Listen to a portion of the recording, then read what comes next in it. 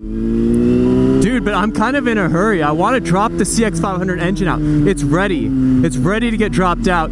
I just need to do it. But I need a hamburger first.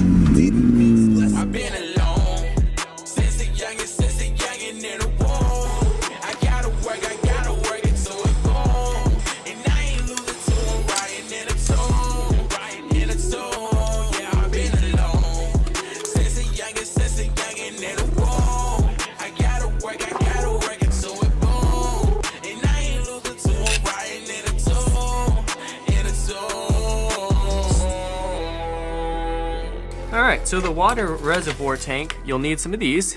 There's a 10mm bolt right here, and then there's a 10mm bolt right underneath it, and it's really close to the swing arm and the engine, so you'll need a little guy like this to get it off.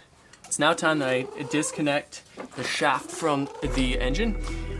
There's one bolt, as far as I've seen online, there's one bolt that connects them together. I've been alone since a young in the womb. I gotta work it, so I gotta work it, so I gotta work it till it really boom. I ain't moving till I'm in the zone. Niggas talk, but they never knew it. I be driving fast like vroom. Ain't nobody wanna stop. It might have been bent, I'm not sure. But yeah, that took a long time to get off. But it's done now. Just take it out like that. Alright, so let's inspect this. It looks like the grease that was in here before pretty much dried all the way up. There's pretty much no grease in here. And I noticed that throughout the entire bike, is the grease clearly has not been sustained over the life of the bike. But that's okay. Whatevs, bro. So the next up, we have to remove the axle. I think there's a 12mm. Yeah, looks like it's already loose though. Interesting. So you just need to loosen that. You don't need to take it all the way off.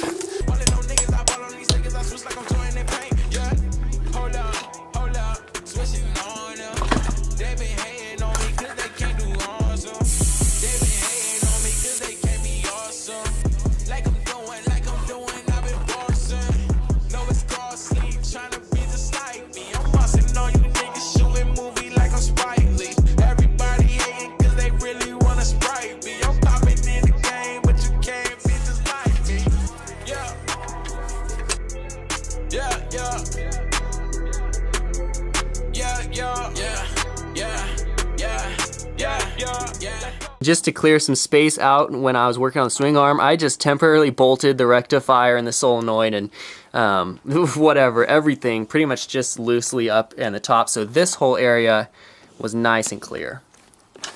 Oh, and by the way, I had a nice little friend out here.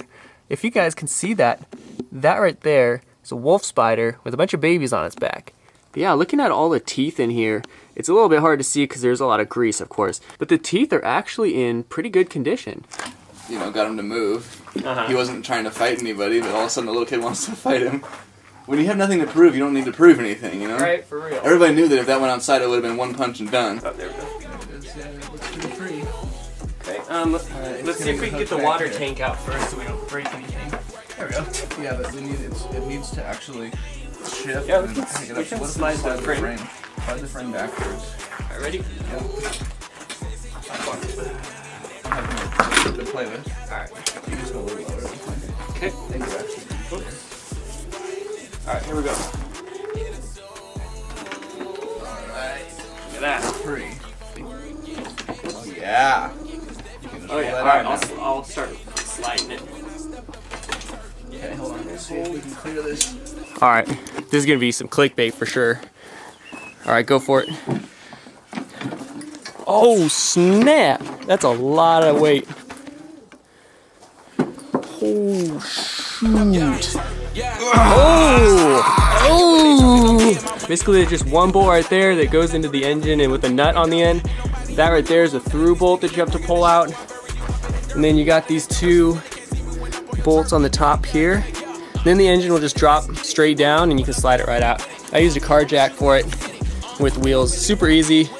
Helps if you got a bodybuilder who can lift it up for you. Make sure you invite your friends.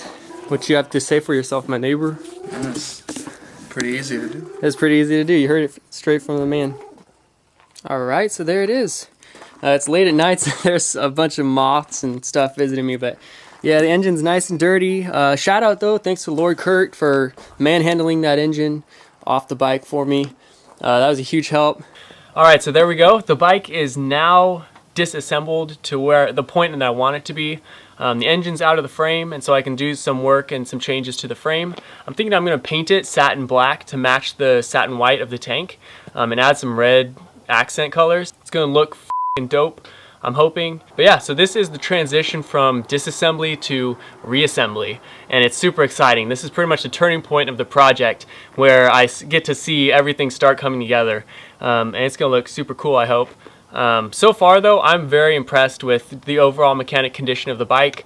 It seems to be in pretty good condition. So yeah, so the next step of this project is just fabricating a battery box, changing the frame, putting a frame hoop on it.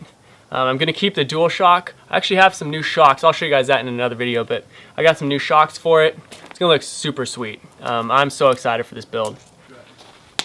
Subscribe to the Inja. Wait, they have to hear it. Wait, who? Dude, you have to threaten them. Threaten the people who don't subscribe.